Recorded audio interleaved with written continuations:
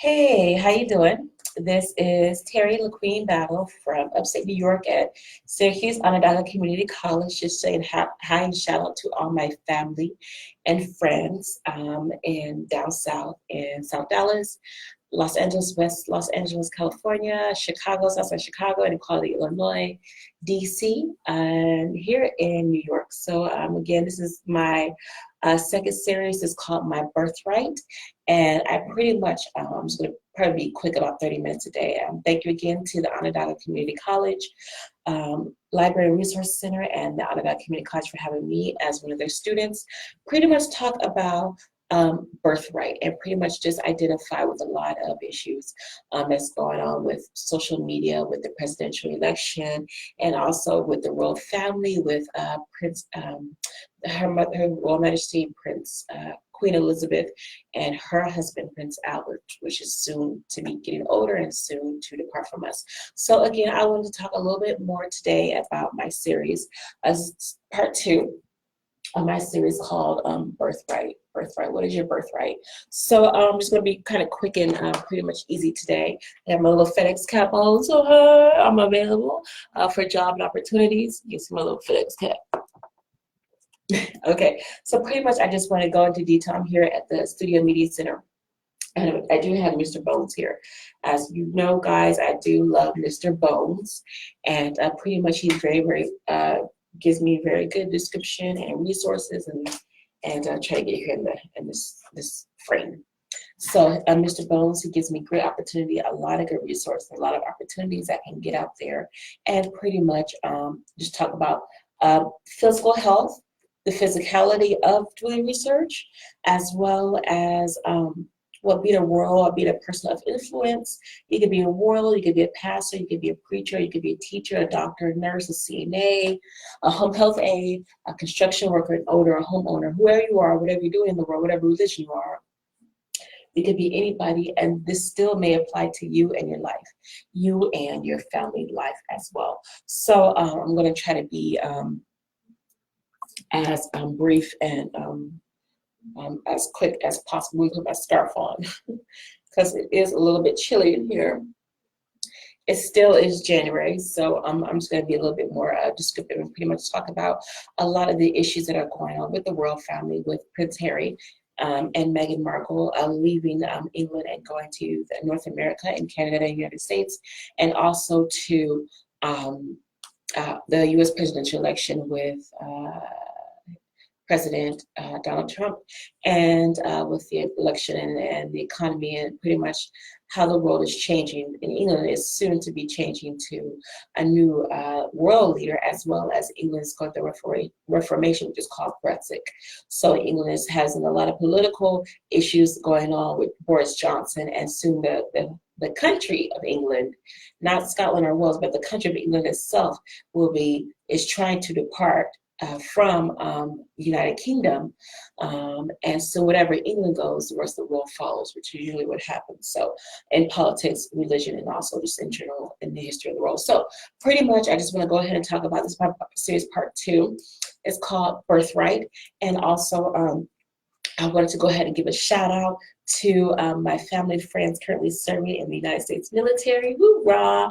Shout out to my little brother, who probably look at this all the time, Lakeem Jemiah Harris, and currently serving in the United States Marine Corps. Hoorah! My friend Charleston Burke, who is serving and has served in the United States Marine Corps in Texas, and my uncle, Manuel Clay, who served in the United States Navy and the United States National Guard, and his sons who are also serving the United States Navy. My aunt, Darlene Mercer, my aunt and cousin, Darlene Mercer, who has served in the United States Army. My grandfather, Cleo Battle, who served in the United States Army, and my high school sweetheart, Craig Eddie White, who also served in the United States Air Force. So I have plenty of friends and family all around the world, and also just so many friends and family. Also my good friend, Mary Johnson, who is a second lieutenant in the United States Army from high school. So in Fort Worth, Texas. So I love you guys. Continue to pray for your safety and your protection, and the safety and protection of your loved ones. And thank you for your service and your dedication for past wars and continuing wars, protecting our nation and serving and giving your life for our nation as well. And I also served in the United States Army Reserves in 2002, 2003 in Seagoville, Texas at 94th General Hospital, 94th General Combat Unit, and I left the Army Reserves before 2004 during Operation Iraqi Freedom. So I still, I'm not a vet, but I am very proud to say that I did give some service to the United States military. And again, thank you guys who have given your lives and who continue to give your lives for our nation and for our freedoms here and around the world. So again, I'm going to continue my series on your birthright. I do have Mr. Bones with me here today, and I'll try to make this really quick and easy. Right now it's going into 5 minutes of the session. I'll try to make this really quick and easy. I was able to register for classes yesterday and get financial aid. Praise God, God is good. And so I'm just able to go ahead and get a lot of things established as well. So we're going to go ahead and go a little bit of a physical description as well as a mental and a spiritual discussion into the topic is called What is Your Birthright? So this is part 2 of your birthright. So I'm gonna go ahead. I do have my little keyboard here, and you guys can also reach me on, I have a YouTube channel. I'm on LinkedIn, I'm on Facebook, and I have a YouTube channel. Just Google my name, LaQueen Battle. Just Google LaQueen Battle, and you can pop up my YouTube channel. It's called What's My Name? By LaQueen Battle. So I'm going to go ahead and get here. We're going to go ahead and just talk about 3 things right quickly, and then go into descriptions of my surname, which is Battle. Battle is my surname. That was my father's name, and his father's name, and his father's name. And then I'm going to go a little bit into that, as well as making a connection that with Prince Harry of Wales, and making that connection with his wife Meghan Markle, as well as the spiritual connection with your birthright. So I'm going to make a couple links here, but first of all, I'm going to go ahead and make a little comment right here at this keyboard, okay? So I'm going to make some links right here, make some links, connections. It's the first one's going to be physical. The second one is going to be mental. And then the third one is going to be spiritual. Okay. All right. So as you know, I have 3 degrees. My first degree is from Houston as a medical assistant. My second degree is from Harold Washington College in Chicago, and liberal arts humanities, associates of arts in Spanish and humanities. I'm español, más o menos. And then my third degree is from Indiana, Purdue University, with a Bachelor of Arts degree in Spanish and humanities. So I have 3 degrees. I'm currently working on some more certificates. Another degree here at Onondaga Community College, another degree in childhood care and development, as well as another certificate in child care and development study. I've usually worked with geriatrics all my life, so and now I'm studying psychology of the child. I'm getting a certificate of that. I'll be graduating this fall with a certificate of childhood psychology development, and then I'll have another degree, another associate's degree in drug, alcohol, and addiction. So I'll go ahead and continue to do some more research, make some books, do some more research, family research, and do a couple books. I'm going to be production of that later on this, starting this year. It's still January, so I'm still trying to get some things together, make some notes. I'm still doing my media, my online media. I'm going to take my online media and turn it into actually the written print and word media. So actually I'll become a published author, and I'll go ahead and try to copyright some things and, pretty much put my name down in order, just to make some things. I do have also a cousin. His name is Thomas Battle, and he's also a Howard University graduate. So shout out to a cousin, uncle, friend of mine, Thomas Battle from Howard University, who's also a researcher who has done research on African American history. And I'm very happy to actually find out who he is today. Researcher from Howard University. Shout out to Howard Bison, and hopefully I'll be able to meet him soon. While I'm doing this research on make some connections with the royal family and the African American community. So this is just not about myself and my interest in the royal family, whatever. This is actually about the African American community, the Islamic community, the community as a whole, making a connection, especially with the Queen soon to be changing over her leadership position to her son Prince Charles, or eventually to her grandson Prince William, and which the leadership of England itself will be changing with Brexit, and also with the leadership position of England changing from a queen to a king. So people are actually going to be called, not Her Majesty, it's going to be called His Majesty. So there's a lot of spiritual connections in with that, with what's going on in England as well. What usually applies to England and the UK applies to all the world. So I'm here at a community college, and I'm just doing this on the side. I don't do this full time, but I just do this on the side. So I really don't have a grant or anything to do this research. I just do it out of my own time and my own passion and my own commitment to just do this and make connections with what's going on in the press, and also what's going on for myself as well, to make a better connection with myself. So this is not only helping you, my Facebook friends and family, but this is also helping myself at the same time, and also figuring out what's going on in the world and what's going on around me. All right, so when you're talking about birthright, what your birthright, what we're going to go into right here. My little t-shirt on, so keep my little t-shirt. Oh, yeah, times okay. So when you're talking about your birthright, in general,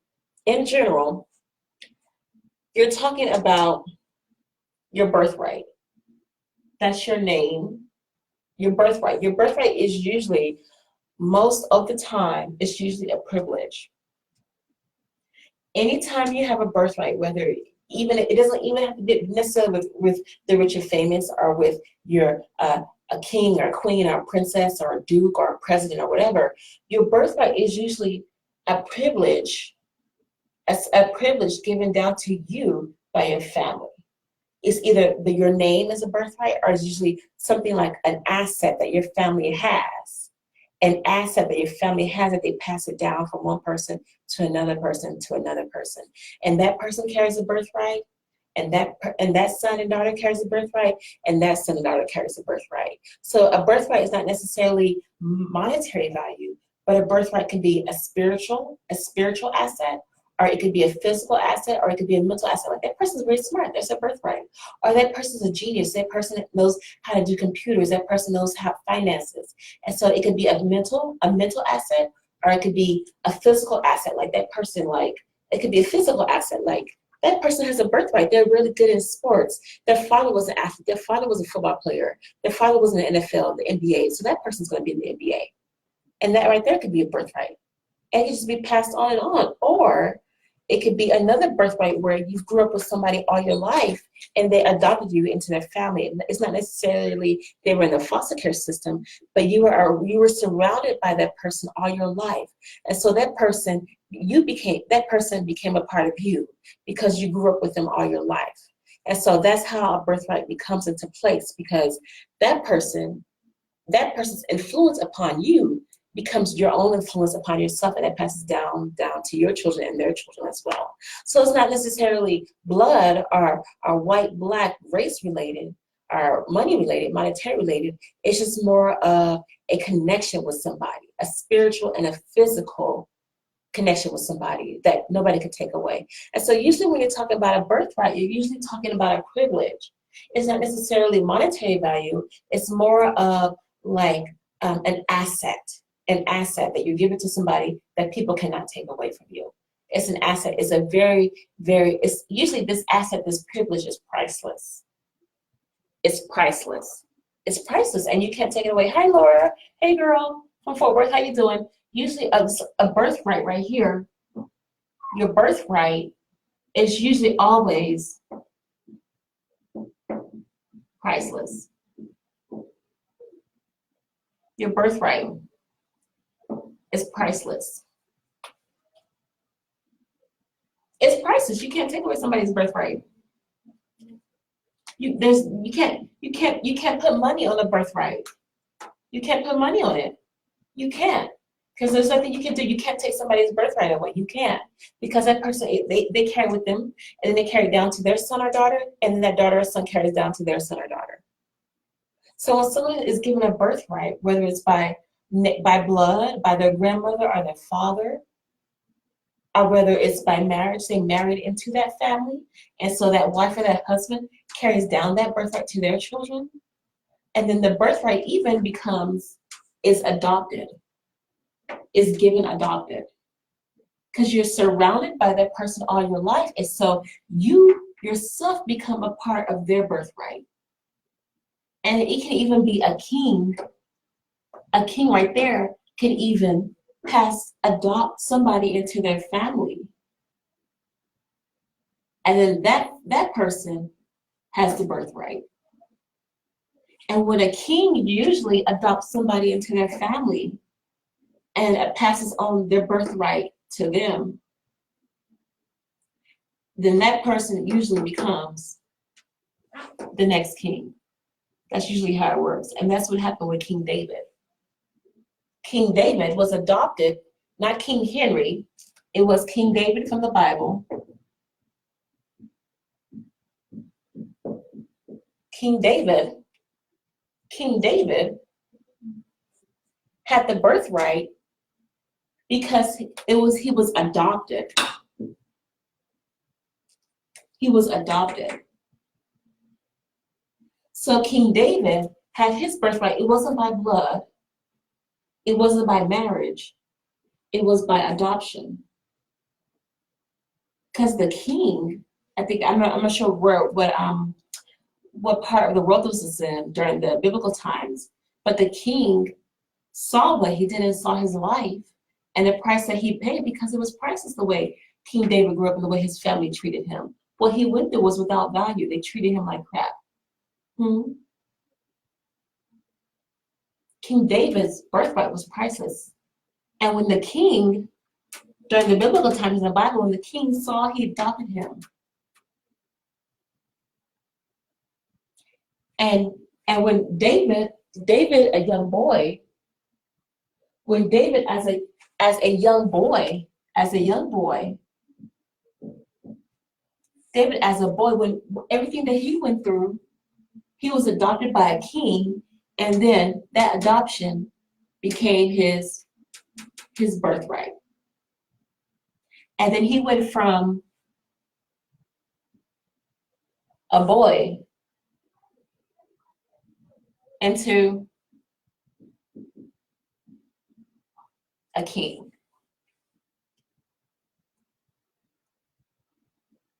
So with David right here, everything that he went through was with his family and his life was priceless. You can't put money on that. It wasn't by blood, because his family was horrible to him, and he wasn't married into anything. He was adopted into it.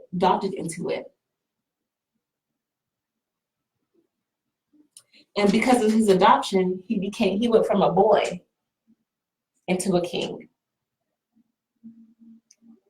And so you have to understand that when you're going through anything with dealing with birthright, it's priceless. You can't put money on it. You can't put monetary value on somebody's birthright. And usually when you're dealing with a birthright, you can lose it. You can lose it because of David's family. It was stolen from him. It was stolen. And so he had to get it back because it was stolen. And so therefore, because everything he went through, he was adopted. And then he went from a boy into a king. And so not a lot of people understand this, because when you're dealing with the royal family, you see them as babies, and you see them grow up and become babies into teenagers, into young men, and become these handsome and charming princesses. But there's a lot more that goes into it, because there's a lot more than just protecting a baby and making this baby, this soon baby, will be eventually the king of England, the king of a country, the king of the world. And not many people understand that. They think, oh, he's rich or he's famous. No, he's not. What this man has is priceless. And so there's control into it. It's more than just monetary value. It's more than just monetary value. It's more than just that. And this birthright right here is also a physical birthright. It's the strength that's pressed upon him, upon his shoulders, upon his mind, upon Cabela came off. There's so much upon this man. There's so much, hi Jerry, how you doing? There's so much on this man. It's ridiculous. There's so much pressure. There's so much passion. There's just so much on this person right here. Losing their birthright, there's just so much on them. You can't take it away. There's so much on him. Even if he does get married, His wife still can't handle all this. You can't handle this. You can't handle it.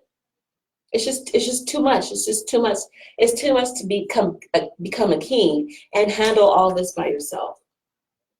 Because what this man has is priceless.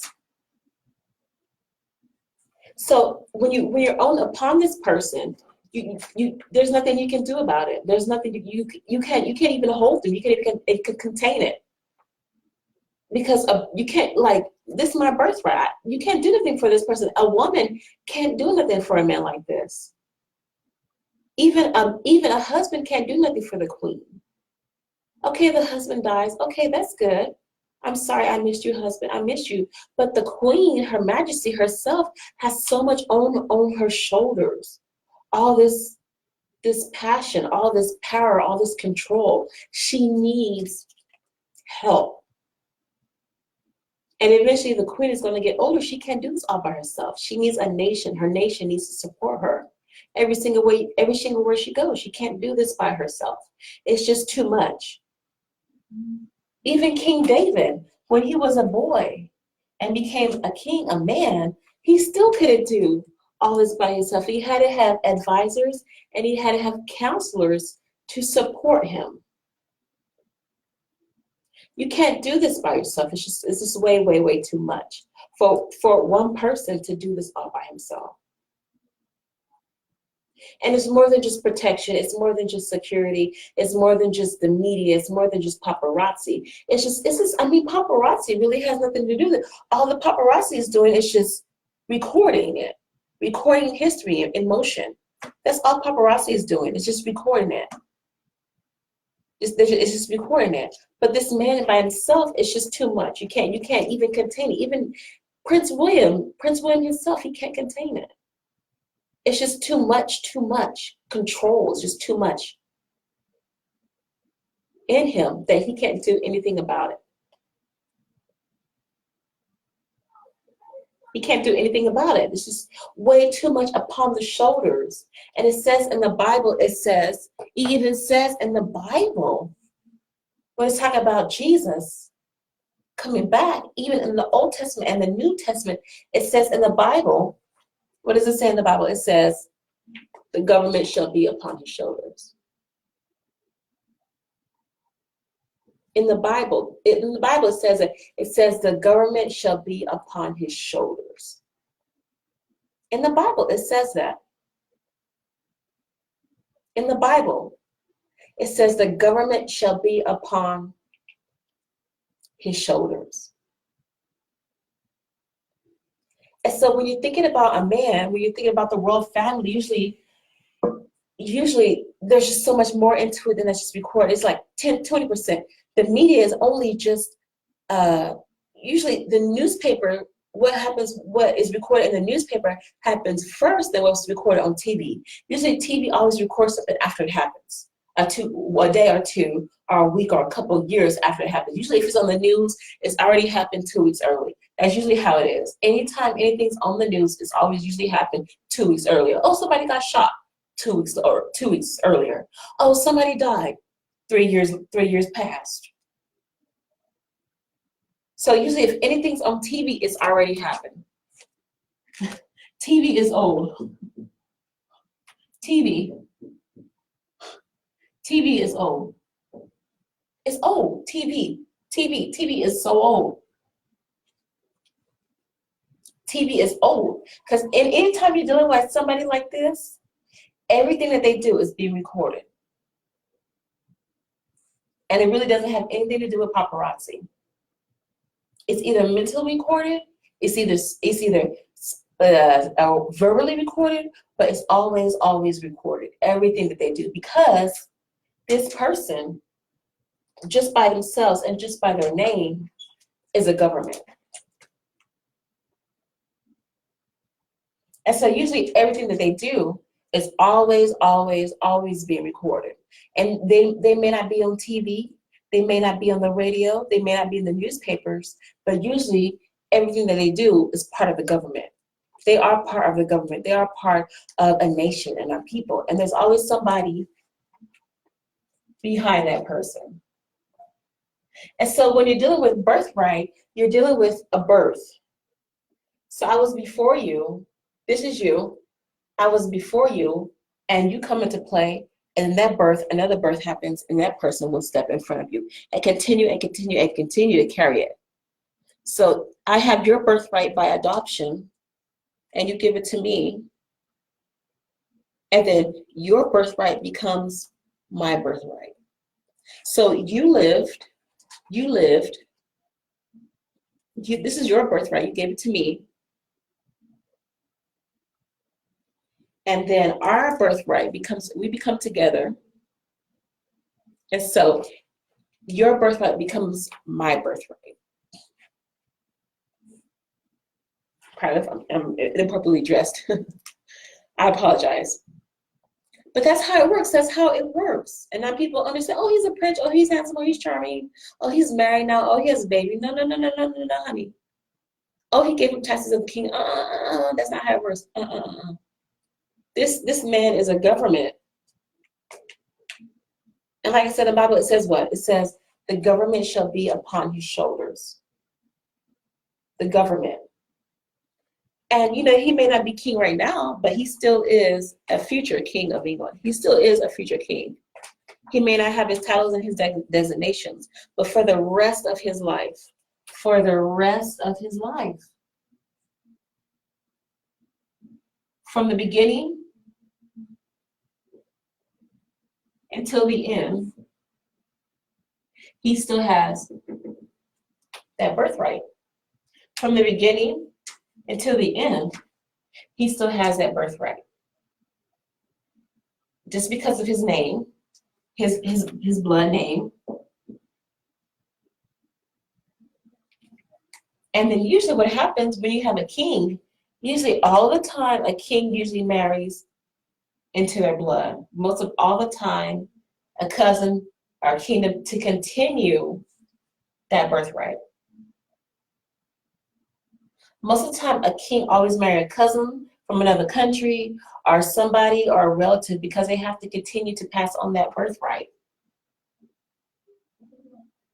So they either married by, carry on that birthright by blood, by marriage, or usually if that king cannot have an heir to pass on his lineage, his birthright, his assets, to pass on to his assets, he usually adopts somebody into his family to pass down that birthright. That's usually most of the time how it works. And if a family cannot find somebody by blood, a male or female son or daughter, if a family can find an heir by marriage, then they usually adopt somebody into their family. Adopt somebody into their family to carry on that birthright. That's how it works. And especially now that I was going back into, that's the mental connection, because it's more than just that. It's more than just, oh, okay, Prince William is eventually going to become the next king of England. Yes, it's more than just that. It's more than just that. It's more than just that. Charles is going to pass down the throne to Prince William. It's more than just that because he has 3 kids. Oh, it's just more than just that. But with Prince Harry leaving the United Kingdom, he still is entitled to that birthright. And you have to understand that England is more than just a country. England is more than just a queen. Usually what happens, England is usually England is the world. Here's the world, right? The world, here's the body, the body. This is like the body of Christ, okay? The body of Christ, the body of Allah, the body of whatever God religion you want it to be. This is usually the body. And England is the head. England is the head, usually. It's not the United States, it's England, because that's how history works itself. That's history, it's England. Africa was first, yes, Mother Africa was first, Africa was first. Yes, Africa was first, amen. But it usually has been recorded by England. Okay, it's usually been recorded by England. So most recordings have been done by England, okay? So usually what happens in England, especially with Brexit, usually happens, what happens in England, it goes to the United States. Then the United States, it goes to Europe. Then Europe, it goes to Africa. Then Africa, it goes to the Middle East. Middle East, it goes to South America, and that's how the world works.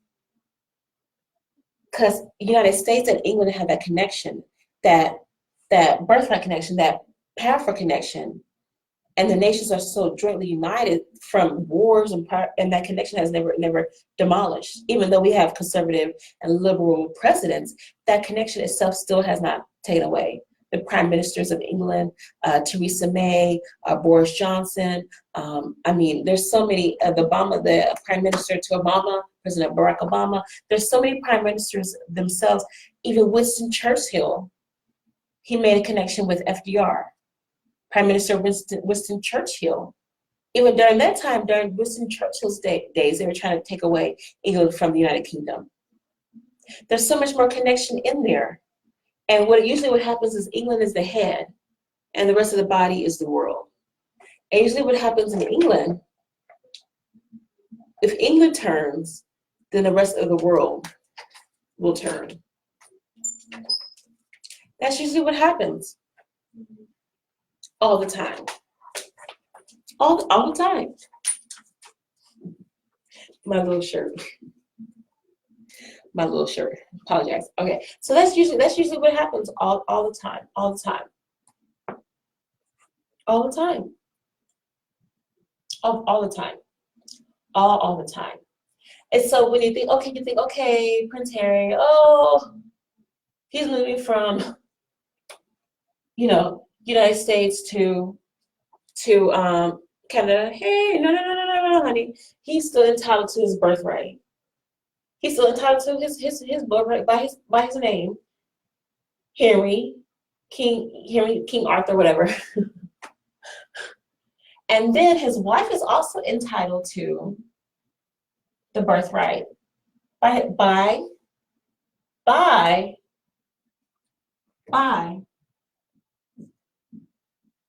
giving birth to his son.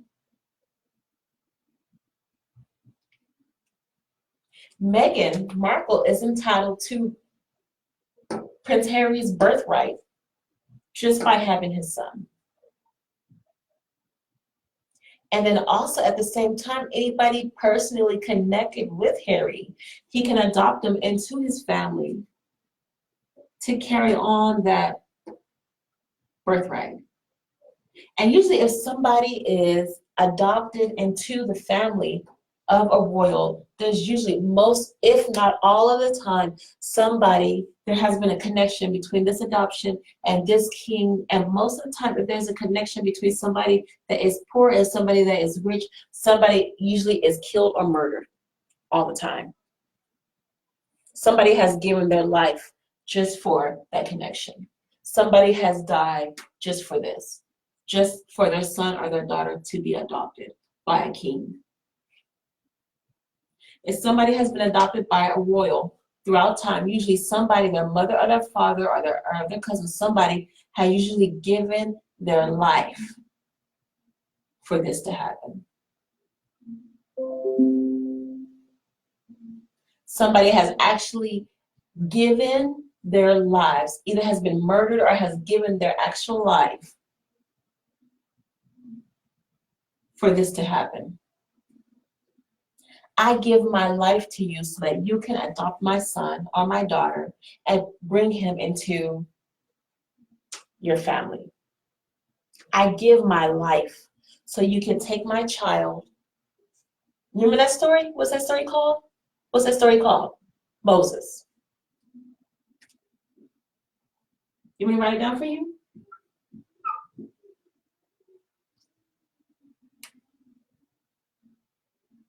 And his mother, Moses, gave her life and said, I give my son to whoever, so that my son can have a better life, more than I can even offer him. And so Moses went over to the hands of the king, and then Moses carried over the birthright. just because of the adoption, Moses. Now, I'm still in old biblical times. So this is King Henry the Eighth. And you know how many wives King Henry had? Well, how many wives he had? He had 13 wives, right? King Henry the Eighth had what, like 13 wives? He had like 13 wives. So King Henry himself had a birthright. He had a birthright by his name, his family name, his blood name, the lineage. But also all of those 13 wives were still entitled to the birthright by marriage, just by marriage. But it wasn't until the 13th wife, it wasn't until, oh, 1, 2, 3, 4, 5. But it was actually the 13th wife that gave birth to a what?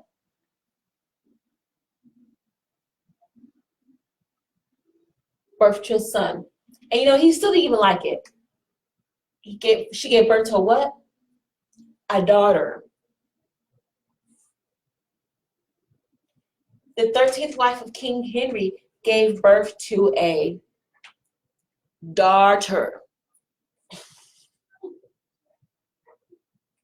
I think I may have it wrong, but I think I'm right, because his last wife gave birth to a daughter.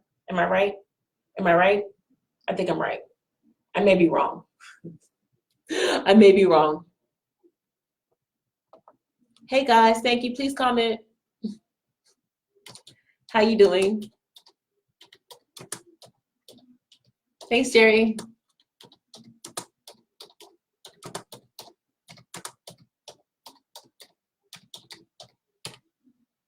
Okay, I think I'm right because his 13th wife gave birth to a girl. I think I'm right. Am I right? I think I'm right. Okay. But at the same time, I did have an ancestor. I did did some research today. Oh, I found out I have another ancestor battle. During this time, the Reformation of King Henry VIII was the English Reformation, and he had an advisor. He was called Thomas Battle Cromwell. Thomas Battle Cromwell.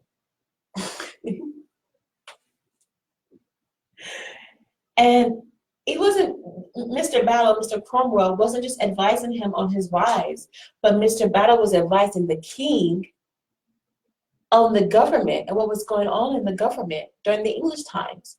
And usually what happens in England happens around the world.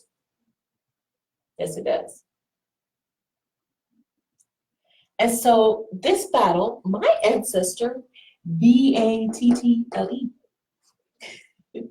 my ancestor, Thomas Battle Cromwell, was advising King Henry VIII on the government, what was going on in the government of the arts and politics and philosophy, and what was the changing of the times. The times are changing, sir. The times are changing, sir. Your Majesty, the times are changing. King Henry, the times are changing. You have to fight for your name. You have to fight for your family, and you have to fight for your people. And so usually most of the time, a king always has advisors, and usually if you don't see somebody like this surrounded by people, if you see somebody like this by themselves, it's not just a problem with them. If you see somebody like this and they're by themselves, there usually, most of the time, is a problem with the government.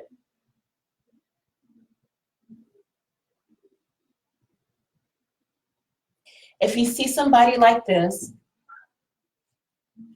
and they are isolated, they don't have anybody, I smell some weed. We got Mr. Bones here, okay? If you see somebody like this and they're in no man's land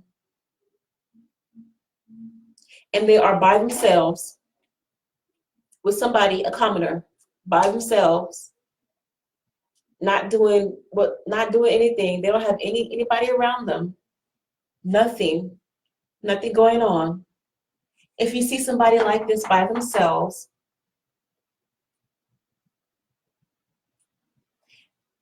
most of the time, especially with Wallace Simpson, most of the time there is usually a problem with the government. And that person is not by themselves. That person doesn't represent themselves as a human being. That person is not a human being. That person is a part of an institution, and that person is a government just by themselves. And they may not understand. I'm tired. I give away my position. I don't want to be royal no more. No, honey, you are royal, and you are royal for life. You are a government just by themselves. You may not know that you're a government, but you are a government. You are a country just by yourself. Just by yourself. It's not your grandmother, it's not your father, it's not your brother, you just by yourself. Just by your birthright, you are a country by yourself, and you may not know that. And usually most of the time, if this person right here is by themselves, isolated, most of the time there is a problem, not just with the government, not just with their family, but most of the time something is happening, something's going on, as somebody is in trouble in high authority. And there's going to be a problem with the government. There's a problem with that government. And somebody is soon to be dying, or somebody real soon is in trouble, real high up is in trouble. If you see somebody like this and they're by themselves,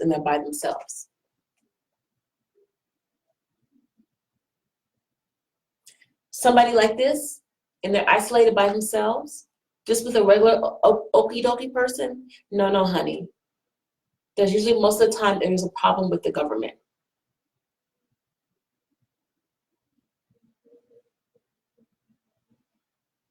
People that don't understand, I could date a prince. And usually if you understand, if everybody knows, even the media, even the paparazzi, the magazines, TV, everybody knows all Prince Harry's girlfriends, when he was like 16 years old, they couldn't even handle it. They couldn't handle he had a girlfriend, Chelsea Davis from South Africa, a white girl, blonde hair, blue eyes. She couldn't handle it. She couldn't handle dating him when he was a teenager. She couldn't handle the press. And she was a real uppity class millionaire, a good family girl from beautiful blonde hair, blue eyes. She couldn't handle him in his teenage years, and now as a man himself, his wife, Meghan Markle, still can handle it. But if you see somebody, like I'm saying, you still can handle it, because as a teenager, his associates, his girlfriends knew just as a teenager what was going to be going on, what he was going to have to undertake, just as a teenager, just as a 13-year-old, 16-year-old kid, just as a 16-year-old kid,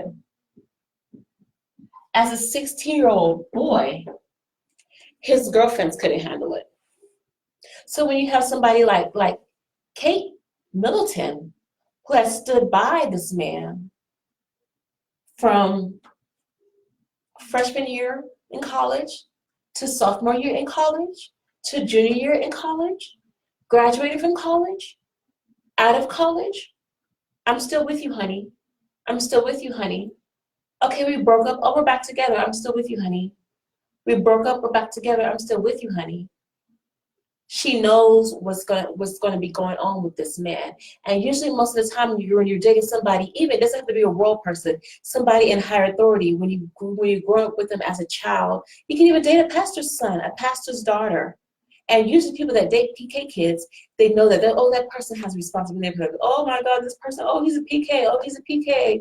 Oh, he's a PK. Oh, he's going to be eventually come pastor to church. Oh, he's a PK. Oh, I'm dating a PK.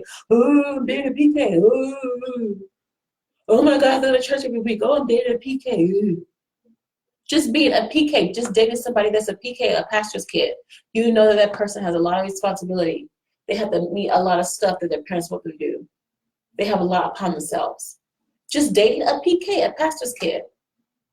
Now imagine dating a pastor's kid and dating a future king of England.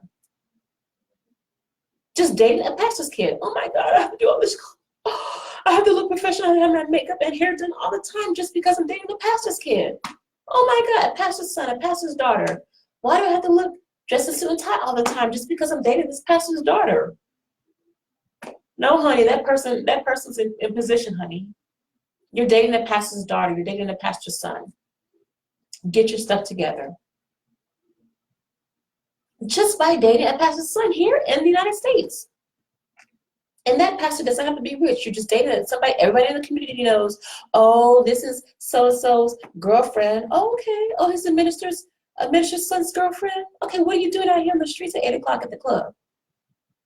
Where you, oh, tomorrow's church. Yeah, I know tomorrow's church. Didn't have a drink. Oh, really? Just by being a girlfriend to a PK. Now, imagine being a PK and being the next king of England. Is Meghan Markle a PK? No. You have to understand that when usually somebody like this is by themselves, and even PKs, that usually they're just out in the community, but usually even a PK, a pastor's kid, they always have friends about them. Just a pastor's kid, a PK kid, they always have their friends and buddies around them. So if a PK kid has their friends and buddies around them, I'm sure Prince Harry always has his family and buddies around him too. But usually, if a PK kid is isolated by themselves and is alone, usually most of the time that church is going to be demolished.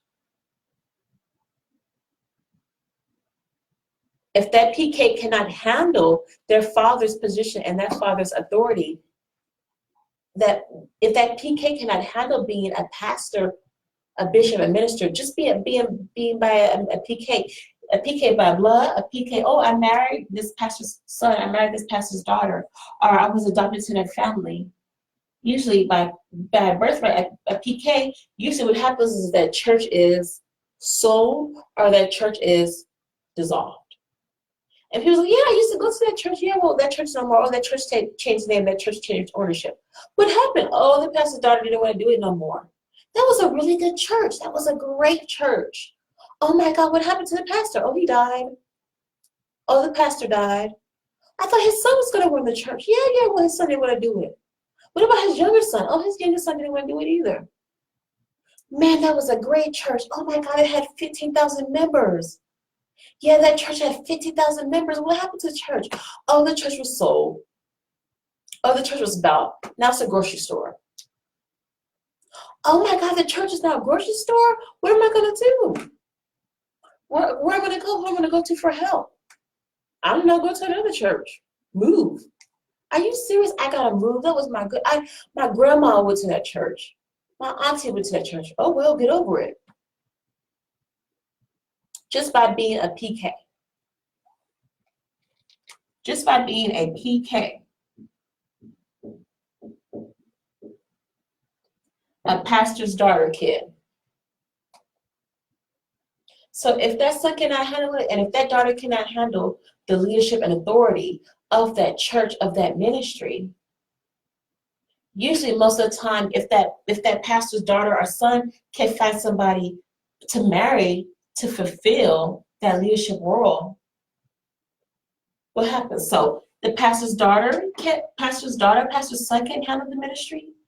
The pastor's daughter, the pastor's son can't marry somebody to help them with the ministry. So what happens? That bishop, that pastor, that minister has to adopt somebody into their family to carry on that birthright. And most of the time when you're dealing with ministry, people think, oh, ministry is money. No, honey. When you're dealing with ministry, just by ministry in itself, you're dealing with souls. And when you're dealing with souls, you're dealing with people's lives. And the birthright just by itself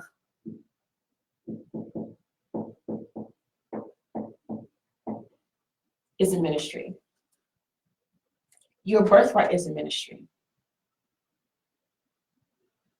And when you're dealing with kings and high government, high authority positions, when you're dealing with kings and high leadership and high authority positions, they always have advisors all the time. They always have ministers around them all the time. And they always have teachers and people pouring into them all the time to help them with this new government. And if they don't have advisors, and if they don't have ministers around them, and if they don't have teachers and intellectuals pouring into them, most of the time something's going to go on with that government, and the government is soon to be taken over. And that's what's going on in Birthrate right now. The British people doesn't understand what's going on because they cannot handle a queen in leadership. They're tired. They're tired of having the queen, the royal family take off their taxes. They want to be their own government.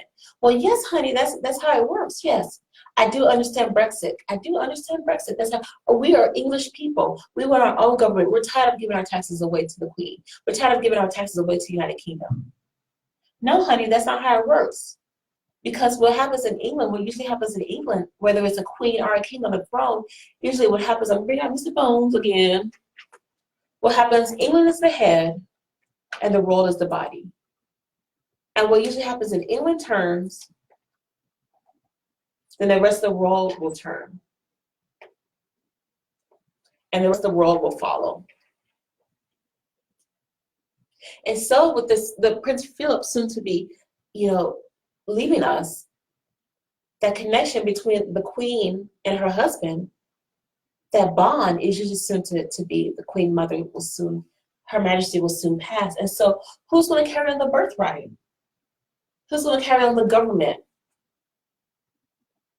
Who's going to have the government, this English government? Oh, yes, it can be William, of course. Yes, William, yes, William.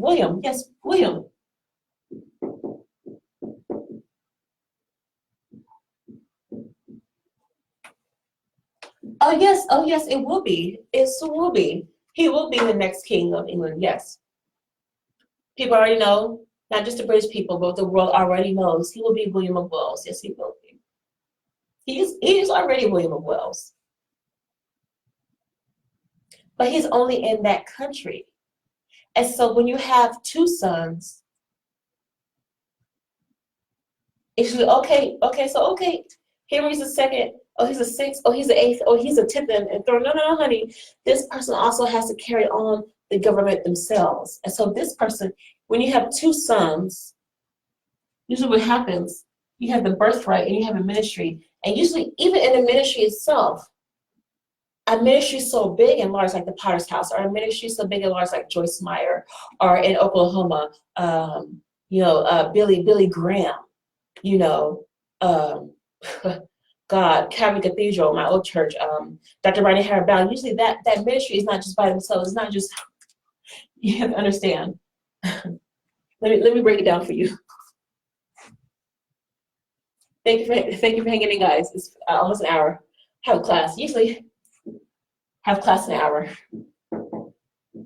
So usually when you have a big ministry, a very big ministry, usually most of the time, it's not just a ministry by itself. No. That ministry is not always by themselves. That ministry always has several outlets. So that ministry may have another church, and that other church may still be part of the ministry. It may have the same name, but it may have a different name, but it's still under that ministry.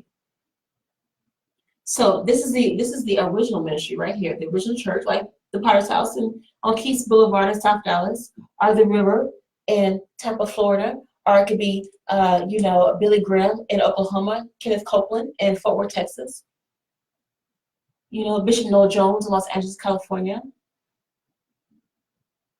Kenneth Hagin. All these big ministries, most of the time they're not just they don't have one big church or one Sunday care, but they have another church. And then they have another church, and then they have another church. And then they have another church. So if you see just one person, or just one ministry by itself, no, there's not just one bishop. Okay, Bishop T.D. Jakes, oh, he has one big church. Yeah, oh, but he's part of a bigger ministry. And usually most of the time, Bishop T.D. Jakes, he has advisors always around him. He has advisors, he has ministers, and he also has teachers around him all the time, because you always have to know what's going on. And usually even the Catholic Church, even the Pope himself, the Papa, he usually always has advisors with him all the time. And he has ministers around him all the time from different faiths and different religions. The Pope doesn't just have Catholic ministers, he has ministers of all faiths around him all the time. Because one religion cannot control the whole world. He has to have different faiths around him all the time to actually know and analyze what is really going on in the world. So most of the time, he has multi-faiths around him all the time. And then Papa also has leaders, kings and queens also around the Papa with him all the time.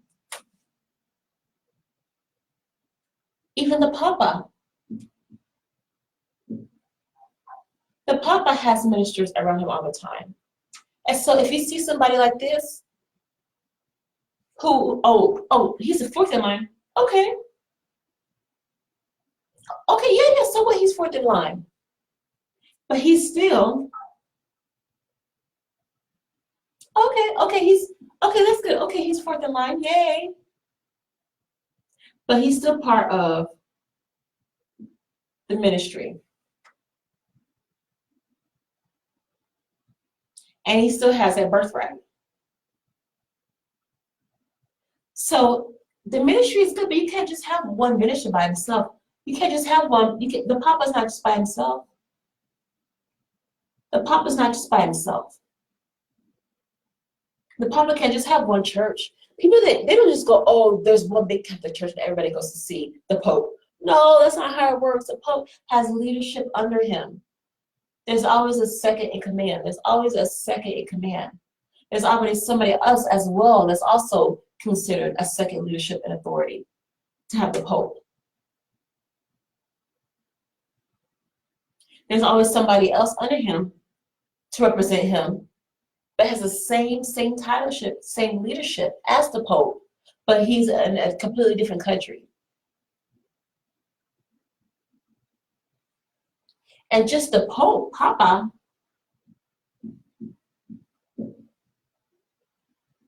by himself always has somebody in leadership, an advisor, but he still is in control, yes. Yes, this man is still in control. Yes, he's still in control. But at the same time, he cannot do this all. He cannot have this big ministry all by himself. This man right here, this future to be, soon to be, yes, William of Wales will be the next king of England, yes. But he cannot have this all by himself. This is too much of a ministry. People, they don't understand. Oh, they think, oh, the royals, oh, they're famous, oh, they're rich. No, they're a ministry. They're government. They're government. They're government. Even being a president, you can't handle everything by yourself. They're part of a government. And that's why this person right here, King Henry, will soon have to make a decision. Henry himself, Harry, he still needs to have advisors around him. And he may not carry on his family's name, but he still has a son. So even though Harry doesn't want to do this anymore, he still has his son. Yes, hey, Dad. The son, what happens when the son turns 18 years old? When this baby boy becomes 18 years old, when this baby boy, what happens? Okay, my father's deceased, what happens? What happens when the ministry comes calling? What happens when the country wants to get back together? What happens when his William of Wales kids want to claim the title, but they don't want to do it? Okay, so William, he runs the kingdom for 50, 60, 70 years, but he passes on. So, you know what, Dad, I don't want to do this. This son dies. This daughter dies. This other son dies. And then King Henry, what happens to King Henry? He dies. So who's going to take over the ministry? This boy right here. Just by marriage. So this little baby boy right here, after the king dies, after his heir dies, after his second heir dies, after his another son dies, Who's going to take over the ministry? What are the people going to do? What is the government going to do? We need an heir, we need a king, we need a queen. They're going to find that baby. They're going to find it, best believe, wherever he's hiding, even like Anastasia in the Russian Revolution, they're going to find that baby. Oh, yes, they will. Wherever that baby is hiding, whoever has that baby, wherever in the world, whatever that baby is doing, best believe that this ministry, this kingdom, this country will find that baby boy. Oh, yes, they will.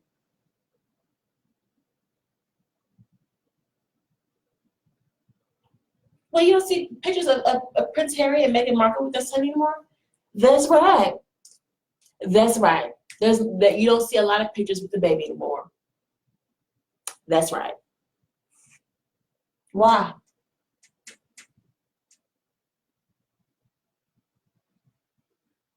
I'm sure they had private nannies. Yeah, I'm sure they have nannies to take care of this. But this son is also part of the ministry, and this baby boy is also part of a government. And this baby boy is also a future king of England. Just this baby boy right here, just this baby boy right here, just this baby boy, who is the biracial son of a prince of England, is still entitled to heir of a country. This baby boy, this biracial baby boy. And you know what? He ain't the first black biracial baby in the royal family. He is not the first. He is not the first, best believe. But this baby boy right here is still entitled to the birthright. Even though he's black and white, he is still entitled to that birthright.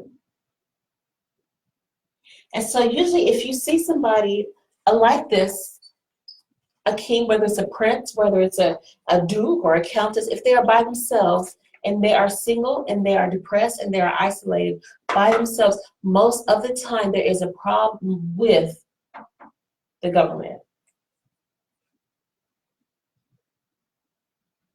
Either their family's trying to do something, or they're going through some things, drug or alcohol addiction or whatever they're going through, depression or whatever they're going through.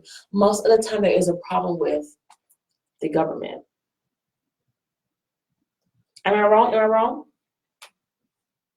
So when you have somebody like, hey, how you doing? When you have somebody like Meghan Markle think, oh, okay, I'm gonna take my baby and we're gonna go to Canada and we're gonna get away from England. Honey, no. You're not gonna take this future king of England to Canada and have that baby by himself when that baby is entitled to the throne of England. No, honey, that baby is not gonna be by himself. Honey. Honey. Okay, yeah, my baby. Oh, yeah, he doesn't have a title. Oh, he doesn't have a title? Who cares? He still is heir. My baby doesn't have a title. He's not part of the royal family anymore. Oh, yes, he is, honey. He doesn't need a title to become a part of our ministry.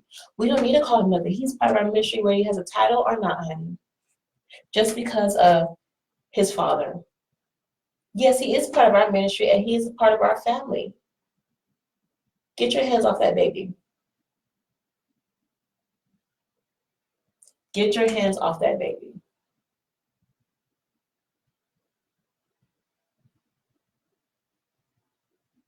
That baby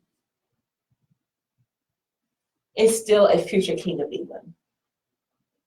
And you know what? Most of the time what usually happens is usually kids, when they're growing up, they don't have no titles at all. So if you see a royal child with a title, most of the time, if you see a royal child, a royal baby with a title on their head, most of the time their marriage is already arranged. If you see a royal baby boy or a royal baby girl with a title as Her Royal Highness, His Royal Highness, duke of whatever, prince or princess, most of the time they already have a marriage that is already set in place and set in stone. Most of the time. But I have actually heard this again and again and again. And pretty much all the time, that's usually what happens. It's in the books. It's in the books. It's in the books. It's in the books. It's in the books. Most of the time, if a baby world has a prince, her Royal Highness, His Royal Highness, whatever, at 6 months old behind their name, most of the time they already have an arranged marriage in place. The family knows about it, the other family already knows about it, and that baby is soon to be born or that baby has already been born. And most of the time their marriage, a marriage has already been made in place and set in stone between a baby of this father and a child of this mother. And that is pretty much already set in stone. Most of the time their marriage is already arranged. It's already arranged. Prince George, all of William's kids, most of the time already have an arranged marriage, either in some regions, some country, or by some families. It's already set in stone.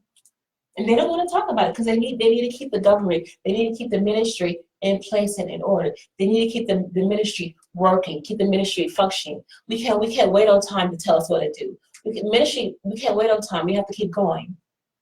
Okay, here's one baby. Okay, thank you. Okay, that person's gonna take care of me. Okay, we have to keep moving, because most of the time when you work with somebody in this position, in this authority, in this leadership, most of the time their life is already determined for them. So whatever direction they're going, it's already been set in place. They don't even know what direction they're going, because people already predicting their steps even before they predict themselves, because they are part of history. They are part of the ministry, and they're part of the government. So most of the time when you're dealing with somebody that is a king or a future queen of England, and they are denouncing their throne most of the time, because people already know what they're going to do before they do it. And they cannot handle that. You already know what I'm going to do before I do it. That's right. Yes. Well, how do you know what I'm going to do before I do it? Well, your granddaddy did that way, and your uncle did it that way, and your granddaddy did it that way, and you're going to do it that way too. We already know. I don't like that. Oh, well, get over it. Get over it real soon and real quick. How do y'all know I'm making my decisions for me even before I make my own decisions? Oh, well, honey, that's the way it's going to be. That's the way it has always been, and that's the way it's going to be. And most of the time, even in ministry, being a PK kid, in ministry, even in ministry, the first lady, even the pastor's secretary knows what you're going to do before you do it. The elders, the pastors, the youth ministers, all the ministers in the church know what you're going to do before you did it, because your daddy did that same way. Even in ministry. Even going to church, whatever religion you work with. They already know what you're going to do before you do it, because that's how your daddy did it. That's how your mama did it. I don't like that. I don't like people controlling me. Oh, well, get over it. That's just the way it is, honey. Okay, yeah, we're gonna record you on national TV. Yeah, we're gonna put your business out there because you had a baby out of wedlock. Yes, we're gonna let people know, because we have to let people know, and we have to record it because you're part of our ministry. And this is how it's going to be, so we can help other people and reach out to other people to get them to understand that we're not hiding from our shame.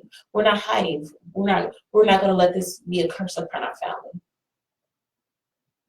And if people, especially in kingdoms like this, are running away from their problems, they're usually hiding something. And it usually most of the time is a curse upon their family.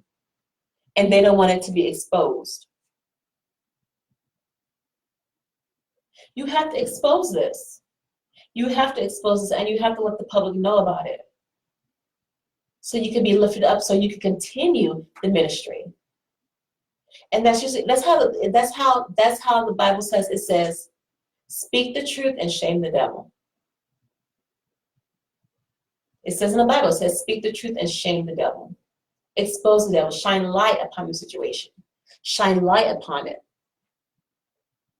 Shine light upon the situation. And usually, even with ministries, even with governments, Queen Elizabeth, even if you expose the truth, expose something that has happened, then that's how you continue a government. You can't run away from your problems. You cannot run away from your problems because eventually they're still going to catch up with you wherever you go. You can't run away from your leadership. You can't run away from your position. Like, oh, I don't want to be a pastor. Oh, I want to be a preacher. Oh, I don't want to marry a preacher. Well, you know what? I am a preacher. I'm a pastor anyway. Oh, I don't want to be I want to be involved in tech. Oh, my name was in tech. I want to do that. Oh, well, you know what? And you eventually do it anyway. Oh, I don't want to do this. It was a family business. I want to do something else on my own. Oh, well, you know what? Eventually, 20, 30 years later, you do it anyway. This right here. So you have to expose it. You can't run away from your problems. So what you think this man, this prince right here, is going to run away from his government because he can't handle it? No, honey, his government's going to catch up with him real quick. And people are actually going to set themselves around him. Okay, you're going to move to this country? Okay, that's cool. Then 2 weeks later, he sees the same people across the block from his house. Hey, man, weren't you in London? Didn't I know you in London 3 years ago? Why are you with me in Canada across the street from my house? Hey, man, I'm just new to the neighborhood. I'm just trying to figure out what's going on. Okay, that's cool. Okay, bye. Oh, then another person moves in the neighborhood. 2 weeks later, down two blocks down. Hey, man, did I see you in London? Weren't you my school buddy? Why are you in Canada, man? What's going on? Oh, it was cheaper to live here. It was cheap. Oh, I got a job. Oh, okay. That's the second person to move to Canada with this boy. Then another person moves to Canada. 3 blocks down the street from his house. Then another person moves to Canada, 4 blocks down the street from his house. Then another person moves to Canada, and another person moves to Canada. And what do you call that? What do we call that? Do you want me to spell out for you? Where's my razor? What do we call that? When one person moves, another person moves from another country, and another person moves to another country, and another person moves to another country. What do we call that? What do we call that? Come on now. Come on now. Come on now. What do we call that? We call that what?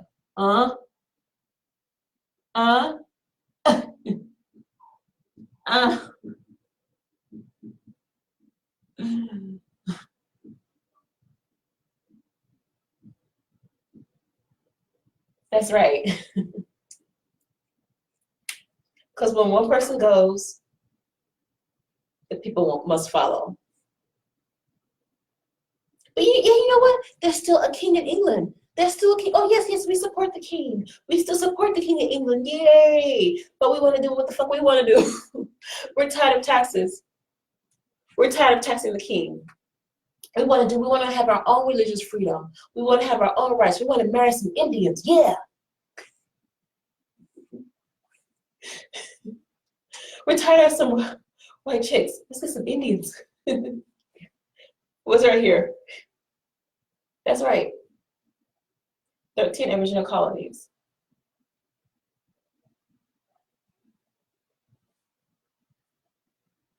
Hey man, didn't I know you in high school? Why are you in Canada now? I don't allow anybody on my property, man. Hey man, I don't know. I'm just chilling. I'm just in the neighborhood. Isn't that your dog, man? Yeah, I know that's my dog. We're just in the neighborhood. Isn't that your wife? Oh yeah. We're just in the neighborhood. We're just looking around. Really? I have 13 acres on my property, man. I don't want no company. Oh man, cool. We're just in the neighborhood. We're just browsing around. Okay, we'll see you tomorrow. Are you serious? I want some peace, man. I don't want y'all no more. I'm tired. I'm not in London no more. Hey man, it's fine, cool. I'll see you tomorrow, man. Man, go back to London, man. I don't want no more company, man. I'm tired. Oh man, I'll bring you a drink some more sometime. Tell me I'm the biggest and hot. Man, I'm tired of this. Oh man, get over it, Sue. Oh, okay. Then they say here knocking the door. He opens the door. Who is it? The Queen Mother. Grandma, I'm in Canada. Grandma, I'm in Canada. What are you doing here? Oh, honey, we're just in the neighborhood. Grandma, I'm in Canada. Hey, honey, we're just in the neighborhood. We just want to see the baby. What's going on? We're just checking up on you and the baby.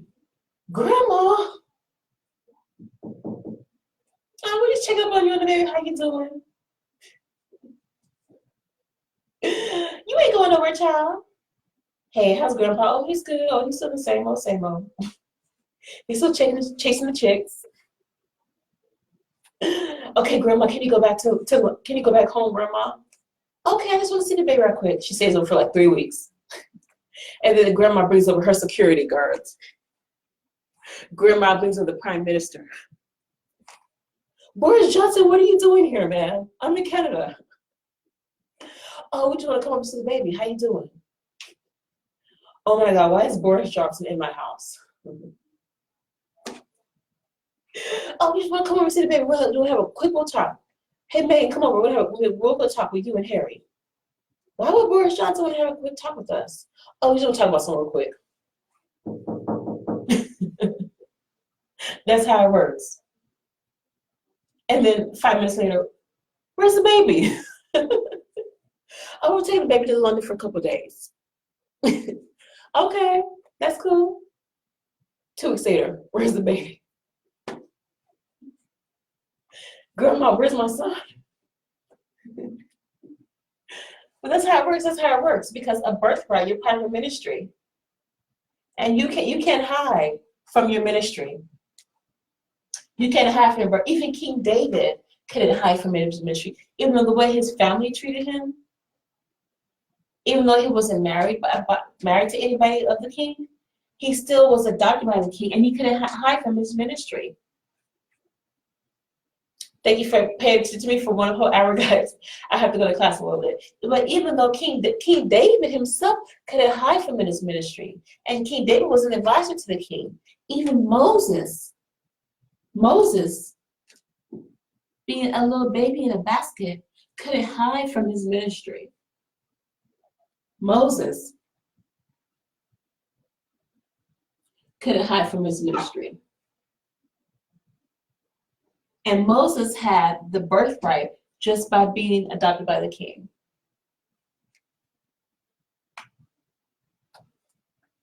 That's usually how it works. That's usually how it works. Okay, this guy right here might move to Canada, and then you might see him in New York. This guy right here, and you might see him in California because he's running. He's running because his family's catching up to him. Okay, oh, I'm in Canada now. The baby's in Canada. The wife's in Canada. Okay, good. I'm gonna get an apartment in New York. I'm gonna get an apartment in LA. I'm gonna get an apartment in Florida. Okay, and then next thing you know, his apartment in New York. Who's at the fucking door? Oh, hey man, what's up? Who's at the door of his apartment in New York? This guy right here. Hey man, bro, what's going on, man? What you doing? I'm just trying to do what I want to do, man. Oh yeah, man, but you gotta still take care of your responsibilities. You gotta take care of this responsibility right here. Man, I'm tired. I don't want to be in the world no more. I got a son. I got a wife. I'm in a different country, man. Yeah, but you're still part of this mission, man. Even though, I got my kids and everything. That's cool, but you still got a job to do, man. You still got something to do. Wake up, honey. Wake up. Man, y'all got my baby, man. What am I supposed to do? Man, get over it. That child ain't yours anyway. That child is. Thank you. So this man may run and hide from his responsibilities. He may marry somebody that's not part of the protocol, that's not part of the ministry's protocol. And he may even adopt somebody that's not part of the ministry protocol. But you know what? That man is still part of the ministry. And somebody still needs to handle. It's not necessarily handling one country. Usually when you're working with a ministry, this big, and a ministry has like 8 kids, a bishop or daughter has 8 kids, that bishop usually doesn't give one son or one daughter the whole church. That's not how it works. Because usually if you have a ministry this big, and this ministry is dealing with presidents, and this ministry is dealing with popes, and this ministry is dealing with congressmen, this ministry is dealing with government and kings and queens, and this ministry is on TV and on magazine publications, on newspapers. Usually when you're dealing with this ministry, this bishop, this pastor, this pope has to have not 1 child, not 2 child, but he has to have children, and he also has sisters and brothers to carry on the ministry for him. And not only does he have to have children, and not only does he have to have his family in the ministry, but he also has to have adopt people in the ministry to keep it going. And there's not only one big country or one big church that handles the ministry. There's usually other churches, satellite churches, and there's also satellite countries that handle the ministry for him. There's not only one big church, there's not only one big country, but there's another satellite church, another satellite country, there's another satellite church, there's another satellite country, there's another satellite church, there's another satellite ministry, there's another satellite church, there's another satellite country, there's another country, a colonized country, there's another colonized country, there's another colonized country, there's another colonized country, there's another colonized country that needs somebody to take over the ministry.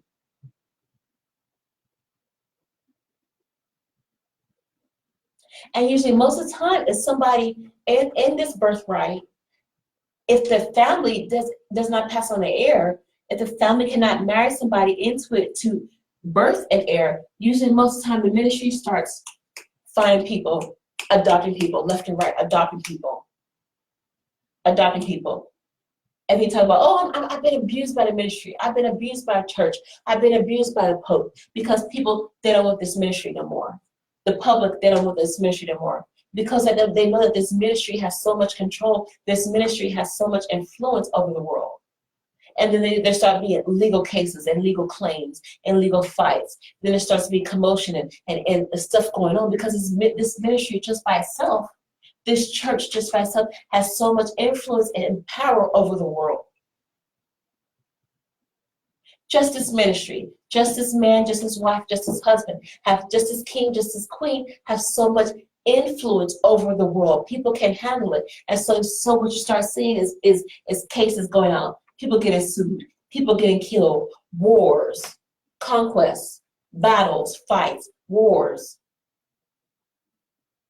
People claiming, oh, he raped me, oh, he sued me. I'm claiming I want 10% of his inheritance because I have his child.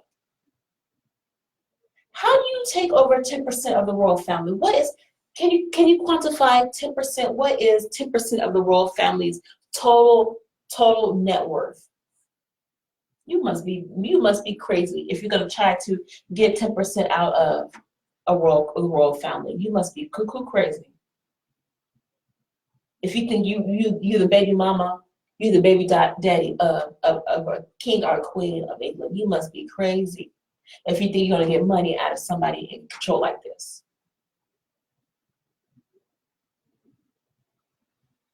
Yeah, he raped me, and so I became pregnant by his baby. Okay, well, good. Well, you know what? You still got to go to court to prove that, because this person is not just a person. This person is a government. Or at the same time, on the other foot, this person may think, oh, you know what? I have so much control. I have so much power. I can do whatever I want to do. I could become a Nazi. I can worship Satan. I can hate people. I can become a racist. I can do what I want to do. And yes, that person may be sued unless that person may lose their royalty, may lose their inheritance. But you know what?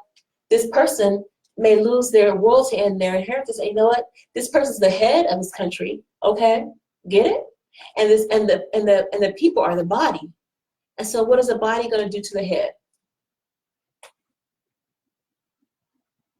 What is the body going to do to the head when the head is out of control? When the head of the government is out of control, what is the body going to do?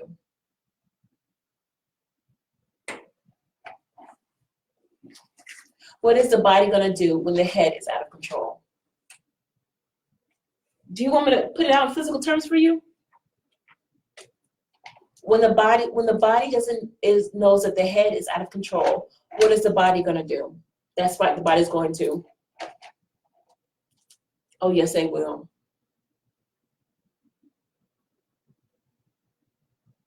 Oh yes, they will. When the head of the government is out of control, yes, the body will soon find another replacement to take care of that body. Oh, I'm royal. Oh, I'm a royal prince. I can do whatever I want to do. I can rape women. I can become a Nazi. Oh, I can do whatever I want to do. Oh, yes, honey, you can do whatever you want to do, but you have to take responsibility for your actions. And it's not just a man. It can be a woman, too. And yes, that body will take care of that head. Real quick. And it is nothing new. That body will take care of that head real quick. It's not just in England.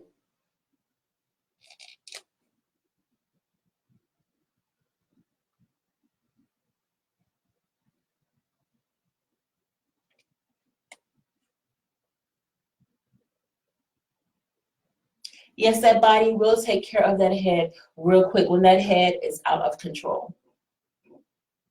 Oh, you know what? Hey, I'm king. I can I can have 13 wives.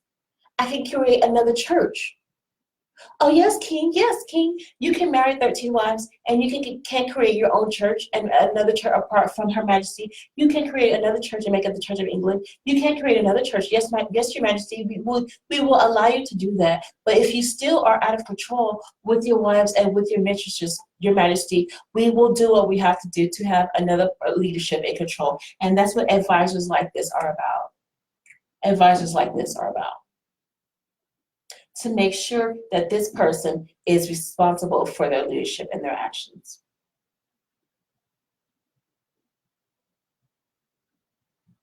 Oh, yes, Your Majesty. Yes, Your Majesty, you can do what you want. You can create your own church and marry this woman. Yes, Your Majesty, you can create your own church and marry this woman. Yes, Your Majesty, you can do that. We will allow you to have 13 wives, Your Majesty. Yes, Your Majesty, even in Africa. Yes, Your Majesty, we will allow you to have 13 and 30 wives and 50 wives. Yes, Your Majesty, you can do that. Yes, Your Majesty, you can create your own church. Yes, Your Majesty. You know what? But the people eventually will get tired of that because wherever the king goes, the people have to follow. So if the king has 13 wives, then the people have to acknowledge these 13 wives. The people have to know the names of these 13 wives. The people have to know the children of these 13 wives. The people have to know the cousins of these 13 wives. The people have to know the mothers of these 13 wives. The people have to know the sisters and the brothers of these 13 wives. So that wherever the public goes, they won't have go into any kind of contact with family members of these 13 wives.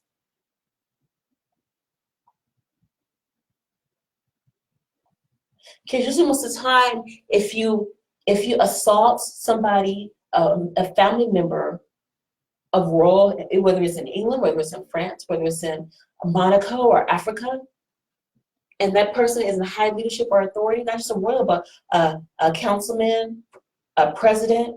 If you assault the president's daughter, hey, oh my God, I assaulted President Obama's daughter, oh my God.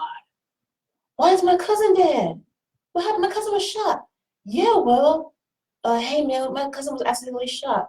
Oh my God, I lost my car. Oh my God, my car's gonna be repossessed. Oh my God, they put foreclosure on my house. Yeah, man, because you assaulted the president's daughter, dude. Are you serious? Yeah, man. I didn't even know she was his daughter. I didn't know she was Obama's daughter. Yeah, man, that's Obama's daughter. Yeah, man. Are you serious? I was just messing around with her, dude. Yeah, man, well, you messed around with the wrong person, dude. Man, that's his 13th wife. Are you kidding me? Yeah, man, that's his 13th wife. You're in trouble, dude.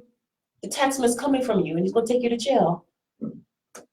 Are you serious, man? And the people are like, we're tired of you. We're tired of your wives. We're tired of responsibility to know all your business. We're tired of responsibility to go to your church. We want to have our own church. We want to have our own taxes. We want to have our own people. And eventually the people will move to another country and they will establish their own government.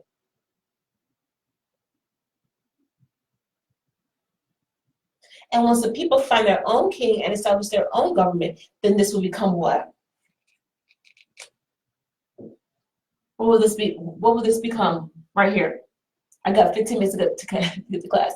Thank you for handing me about 1 hour and 30 minutes. What will this become? The 13 original colonies. I don't think it was King Henry. I think it was somebody else. But the 13 original colonies became, what was it called? It was called the,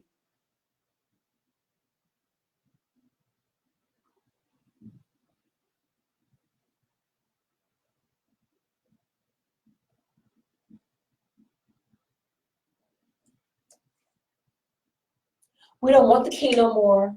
We're tired of the king. We're tired of his business. We're tired of his taxes. We're tired of his tea. We're tired of him taxing us like shit. We want our own country. Behead the king and we're on our own person. Behead the king. Behead the queen. We want our own government. And that's right now, that's what's going on with Brexit. That's what's going on right now with Brexit.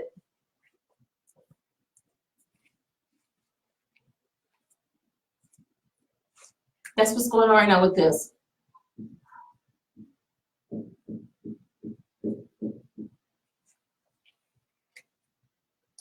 Because Britain can't handle another responsibility of this right here. Britain itself can handle this. Oh, technology changing. Oh yeah, technology is good. Oh, the economy is changing. Oh, the economy is good. Oh, we're tired of having, we want our own euro, we want our own dollar, we want our own pound. We want to pay taxes on our own dollar, our own pound. Yeah. We are the people of Britain, and we will have our own government. And that's what Boris Johnson is fighting for. He's fighting for this right now. We don't want a king no more. We want a queen no more. And that's what the royal family is dealing with. They can't handle the responsibility of a people breaking from them.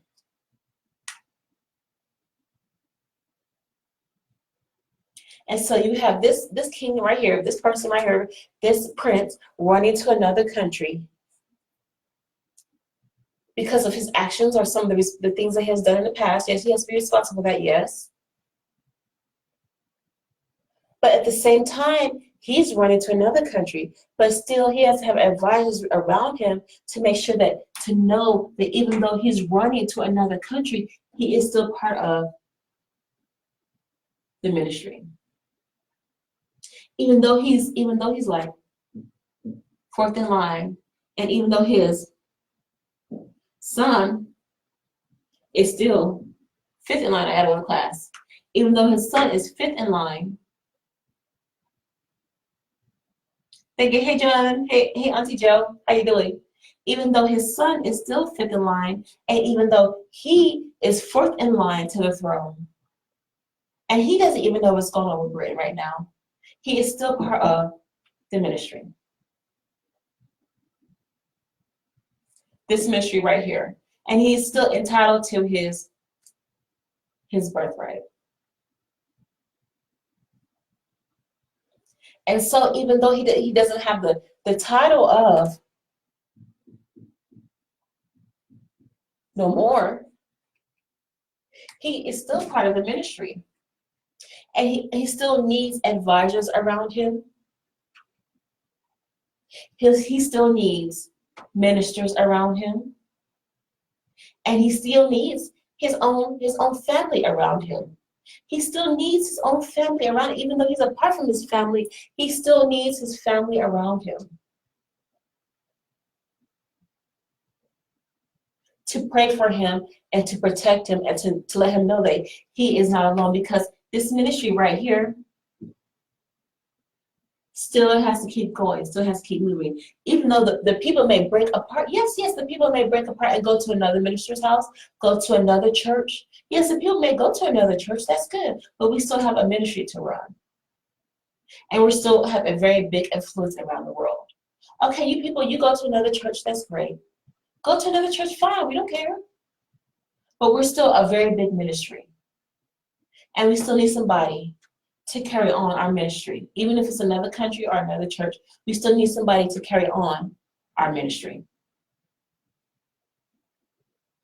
If it's in another church, if it's in another country, if it's another region, if it's another continent, if it's in Africa, if it's in Australia, if it's in Canada, if it's in South America, if it's in Mexico, even if it's the United States, we still need somebody to carry on our ministry. Even if it's in Tokyo, China, Japan, we still need somebody to carry on our ministry and continue the influence and the birthright of our ministry. And that's how it works. That's how it works with being a PK kid. That's how it works with somebody in politics influence. And even in politics, if you have anybody in your family that's been a politician, or anybody in your family that it can even be a cousin, a first cousin or a second cousin. My first cousin, my second cousin was president of the United States.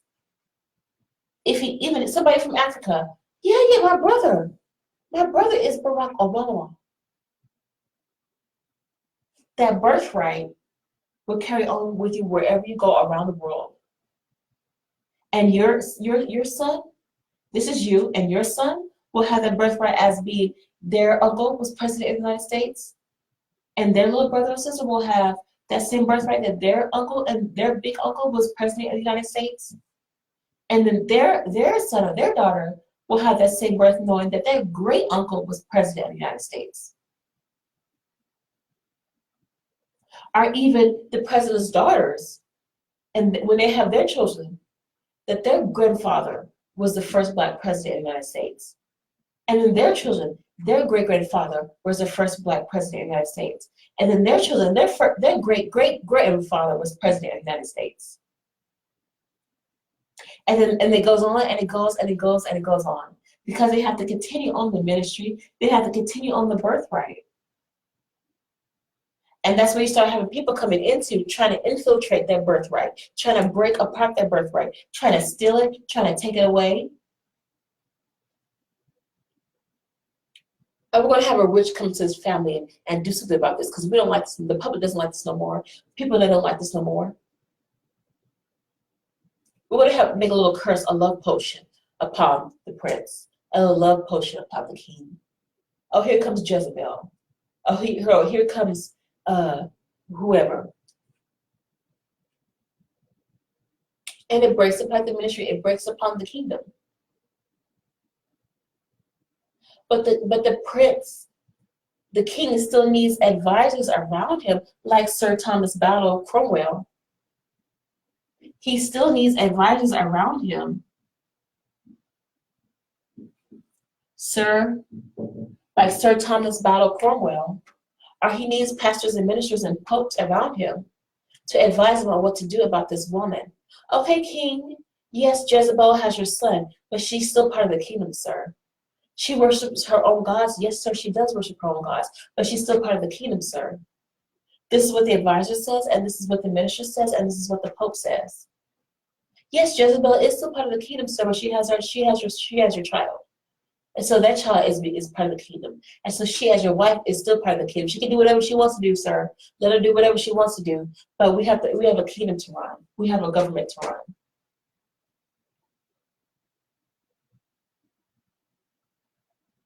We still have a kingdom. And that's why this man right here, even though he's in a different country, even though he's in a different continent, 5,000 miles away from London, from the United Kingdom, he still has to have advisors around him. He still has to have ministers around him to advise him on what to do about his birthright. That this boy right here, Harry, he's no longer a boy. Harry is no longer a boy. He's not Prince Harry anymore. He's actually still a future king of England, even though he doesn't have the designation as His Royal Highness. He still is entitled to, by his birthright, the future king of England. He still is entitled to his birthright. He is still entitled to his birthright.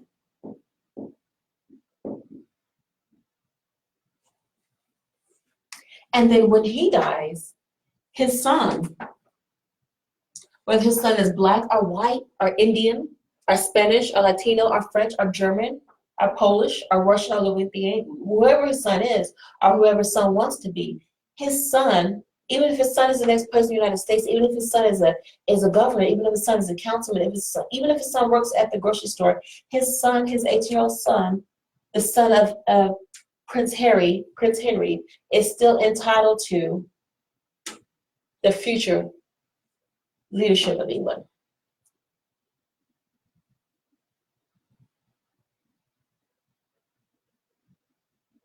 And so when this boy, Archie,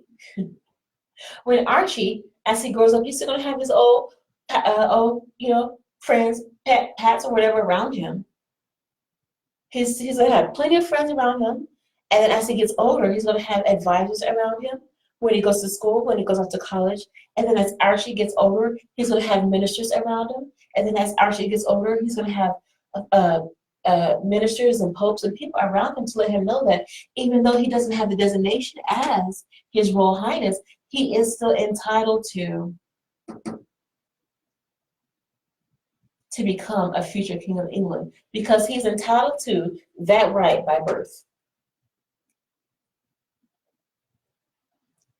And then at the same time, if King Henry goes off, Prince Harry goes off and impregnates a woman or a couple women or another couple women or 30 women, and then that's where you have all these assault cases, all these rape cases with Trump and with Clinton, all these trials with Bill Cosby saying, you raped us, we have your children now, we want your birthright. You impregnated me, I had an abortion, I want your money. Yes, honey, I want your money. I have pictures to prove it, you impregnated me. Yes, honey, yes, we did, yes. I'm sure there are plenty of women out there who have been impregnated by Prince Harry. Plenty of women. Plenty of women. But he's still part of this government. He's still part of this ministry. Even though he may go off to somewhere else, even though his wife may not want to become part of be a princess or a duchess of Sussex anymore, but his son is still entitled to royalty just by birth.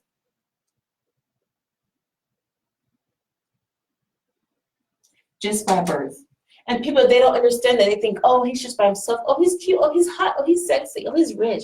Yeah, I'm hot. I'm cute. I'm sexy. But you know what? I'm still a prince, and I'm still a future king of England. And no matter where I go, like I said before in my last video on YouTube, wherever you go, there you are. And so even though he doesn't have the designation as His Royal Highness, he still is head over a government.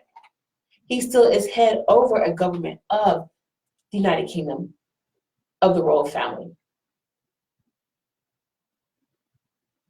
He still is a future king of England. Even though he doesn't have the designation anymore, he is still a future king of England, no matter where he goes and no matter what he does. And so even though it's still William the Wells being the first in line, soon to be, wherever the head goes, the country must follow. And so I'm sure he will have friends, and I'm sure he will have associates and advisors to let him know that, you know what, sir, you still can have your own country. Yes, you can have your own country. You can still be part of the family. You still can be part of our ministry. You still can be part of our corporation. You don't have to have tax dollars. We can still support you in whatever you do. And we can still have money and have funds to support you. We are still your advisors. We will be your advisors since you were a baby, and we will be your advisors until you die, sir. Because we serve your family, and because we serve your family, sir, we serve you. And wherever you go, sir, we follow. Yeah, but I'm not a prince anymore. I'm not a king of England. That's fine, sir. It doesn't matter who you are. It matters because you're part of our family. I'm tired of that more. I don't want no more. It doesn't matter, sir. By birthright, we have to serve you. We have to be your advisors because of birthright, by birthright. We have to be your advisors. It doesn't matter what's going on in Brexit. It doesn't matter what's going on in the world. By birthright, sir, we still have to serve you. And that's why you have people like Sir Thomas Battle Cromwell. That's why you have people like you from Howard University, Thomas Cornell Battle.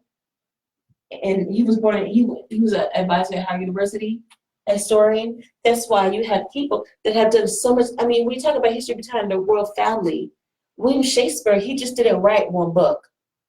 William Shakespeare just did not write one book. William Shakespeare has over so many plays and so many books that have been published and still are unpublished.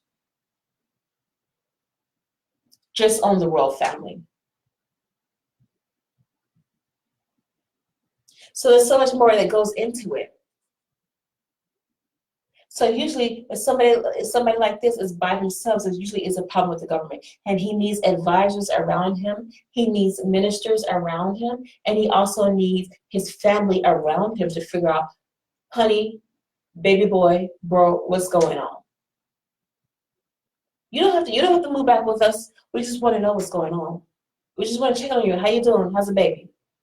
What's going on? We don't care. We just want to know what's going on. And it doesn't necessarily have to deal with anybody. Hey, okay, we're fine. Okay, I understand. We understand. We have disagreements. We have arguments. That's fine. But see, we still love you. I know we're a little prejudiced. We have our own issues. We have our own opinions. But you're still our brother.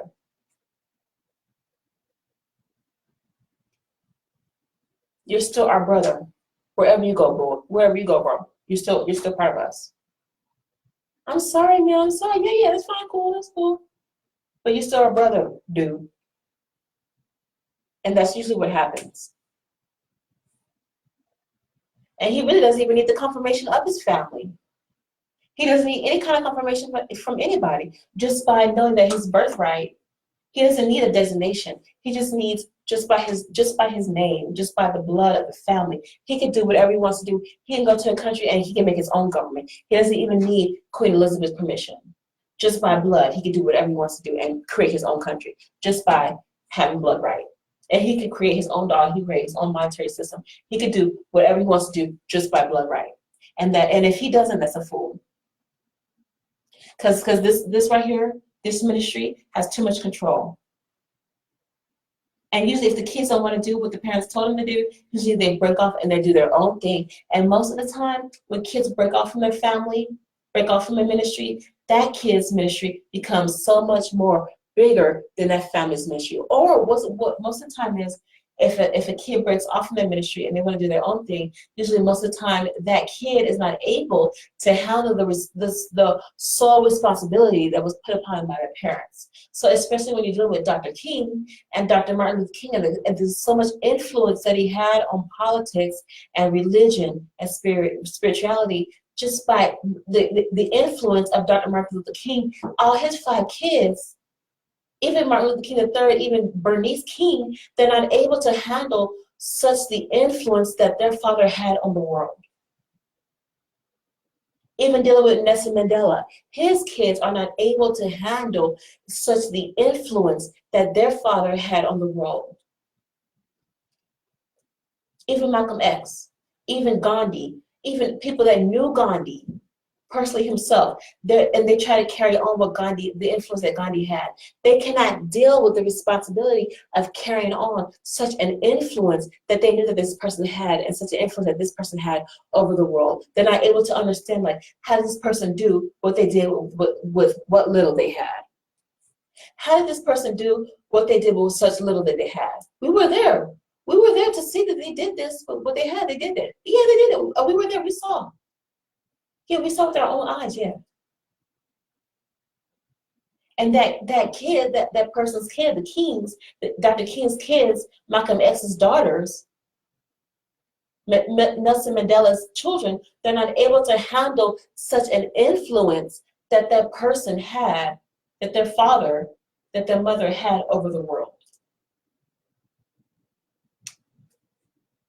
Their kids, just their kids living in the millennial today, their kids in their 40s and their 50s and their 60s, as being older adults carrying on their own families, they're not able to carry on that legacy that their parents had over the world. And most of the time, when you deal with somebody like this, like Bishop T.D. Jakes, or when you deal with somebody like the Clintons or Barack Obama, usually most of the time, if their children are not able to carry on the legacy that their family has, most of the time the government takes control of that legacy, and it takes control over from the family, and it turns it over to the government's hands. And so that the family loses the legacy, and that family loses that monetary value, and so it turns it over into the government's hands. And then it turns over not into the government's hands, but then it becomes propaganda by the government. And you don't want to turn over somebody like Dr. Martin Luther King's legacy. You don't want to turn over the legacy of Nelson Mandela over into propaganda for a government. Because a government will turn it over into propaganda for them. Yes, they will.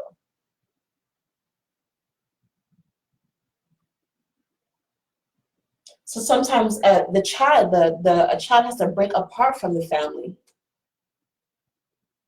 to figure out what's really going on. Who am I really? I am not part of this propaganda piece for you guys. I won't be used by you guys. Yes, I am still entitled to my throne and my inheritance. Yes, I am still entitled to it, but I want to do it what I do, and I still want to be part of the family. I don't acknowledge what you guys do. I don't accept this.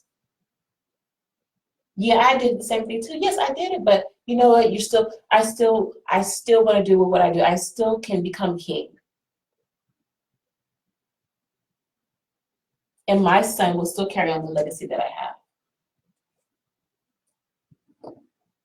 I mean, it's a lot to go into. When you say we do the royal family, we do with ministers, Dr. King, Malcolm X, T.D. Jakes, Billy Graham, big time ministers like that have such an influence over the world. And when their children, like Billy Graham's children, Billy Graham's son is doing a great job carrying over his father's ministry. Billy Graham's son is doing a wonderful job carrying over his father's ministry. Wonderful job. But is T.D. Jakes' children doing a good job carrying over their father's legacy? Is Dr. King's children doing a good job carrying over his father's legacy? Yes, the King's kids are doing a great job, but they're not doing as enough as they could that their father did during the 60s.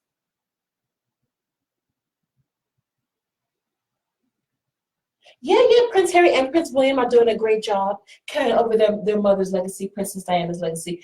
But Prince Harry and Prince William cannot still even compare to anything that their mother, Princess Diana, did in her time. I'm sure they will do great things and mighty things. Yes, I'm sure they will. But they still cannot even compare to everything that their mother did as Princess of Wales. And so when you have people like this who are by themselves, they need somebody around them as advisors, as ministers, as spiritual ministers, as spiritual councilmen, and then they need teachers around them to point them in the right direction, to advise them on what to do. Because if you have somebody like this by themselves, they cannot be by themselves. An island cannot be by, a man is not an island by himself. This person right here is a government. He's not just part of a family, he is a government just by himself. And he may not understand that, but yes, he will eventually understand that in a couple of years when the 40s come rolling around. What am I doing in my life? Where am I? Why am I? What's going on? He will understand that real quick when he gets into his 40s and 50s, real quick.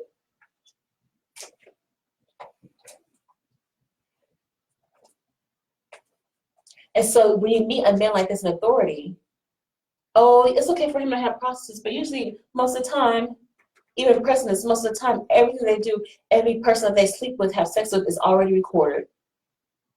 It's already pre-made, it's already premeditated. Most of the time, people already know who they're going to sleep with before they sleep with them. Most of the time. It's no secret who they sleep with. It is no secret.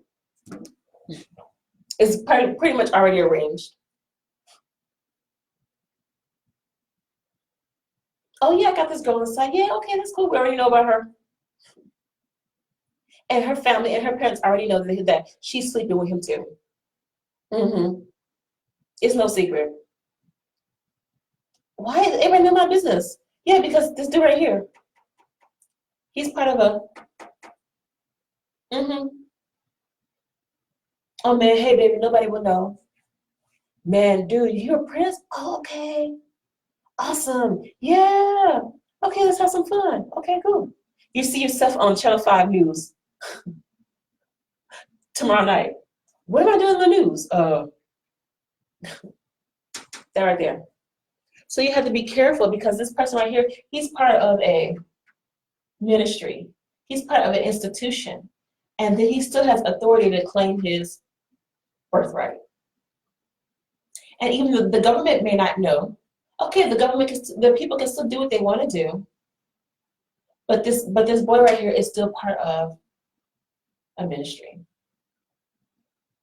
And he and his son still are heirs to the throne.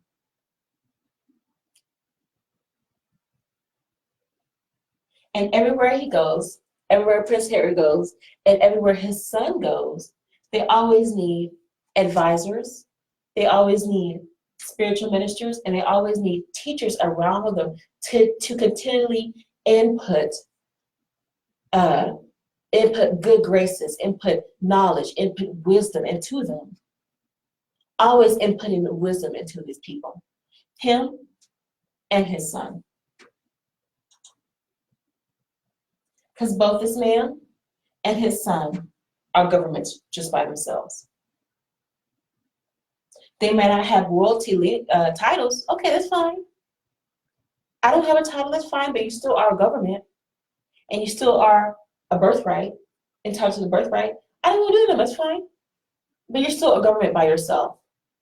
And he still needs advisors, and he still needs ministers. Him and his son. For the rest of their lives. And that's how it works. So thank you guys. I gotta go to class. Thank you so much for hanging with me. Thank you so much. This is my part 2. I'm going in a little bit now. So I'm still doing research on the battles. And guys, when I do research, y'all know, everybody knows. I put pictures everywhere on Facebook and the internet. So I actually found some battles in Scotland. I found some battles in American famous battles. And then I'm doing some research on battles. There are some battles of English and Welsh descent. And then there's some battles, famous battles as well. So guys, I'm always reading. And this is actually really important. I'm always reading. I'm always doing stuff. I'm always reading all the time. I smell it. Oh, I love the book smell. I'm always reading. I'm always doing books. I'm always inputting knowledge and wisdom. Because I need it. Because eventually I will meet people. And you see my pictures on Facebook. I have met Governor Pritzker. I have met Lori Lightfoot. I've met these people. But eventually, as I said, I have met these people. But at the same time, even though I met them, I still will have to pray for these people. I still will have to pray for these people. Because it's a part of me and it's part of who I am. It's a part of my religion, it's part of my faith. It says, pray for your leaders. Pray for those in authority. For they know not what they do. Pray for these people. Please pray for him. Please pray for Prince Harry, for William, the soon to be. Please pray for these people.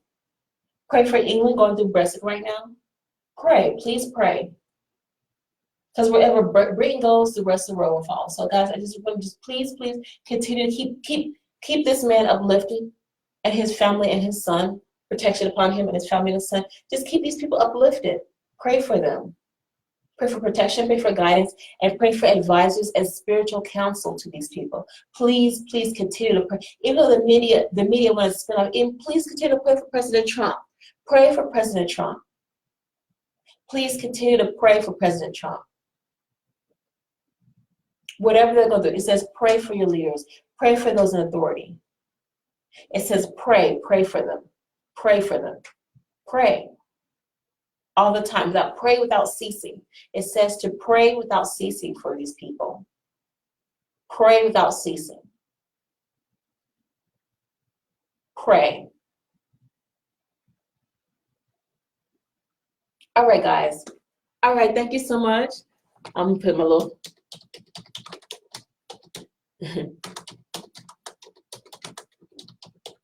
Look at me that way. So, hey guys, this is a Queen Terry battle. Thank you so much for, hey Jerry, I'm still doing my research, so I got a lot to learn. So thank you guys for everything you've done for me. Please continue to keep me lifted. This is my first day of school. I have to go to my class in 5 minutes here at OCC in Syracuse. So please continue to keep me uplifted. Continue. I might be related to Prince Harry, or I might be related to Meghan Markle. I don't know. Of everything attached to my family is pre-recorded. I don't know. Whatever. I don't know. I need a passport. I don't know.